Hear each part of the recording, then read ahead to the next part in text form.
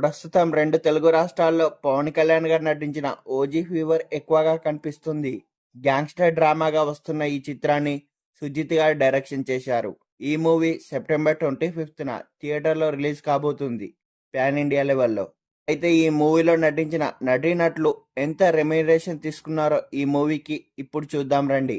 ఇందులో హీరోయిన్ గా నటించిన ప్రియాంక మోహన్ గారు 2 కోట్లు, విలన్ పాత్రలో కనిపించిన ఇమ్రాన్ గారు 5 కోట్లు, ప్రకాష్ రాజ్ గారు 1.5 కోట్లు, అర్జున్ దాస్ గారు 40 లక్షలు, శ్రీయారెడ్డి గారు 50 లక్షలు, మ్యూజిక్ డైరెక్టర్ అయిన తమన్ గారు 5 కోట్లు ఈ మూవీకి రెమ్యునరేషన్ తీసుకున్నారు. అంతేకాదు పవన్ కళ్యాణ్ గారు కూడా 80 కోట్ల వరకు రెమ్యునరేషన్ తీసుకున్నారు ఈ మూవీకి.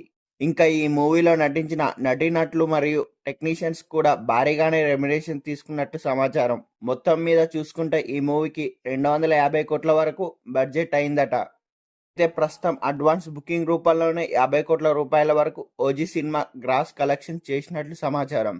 ఏదేమైనా ఇండస్ట్రీ రికార్డ్స్ తిరగరాయబోతుంది కావచ్చు ఓజీ మూవీ. వేచి చూడాలి.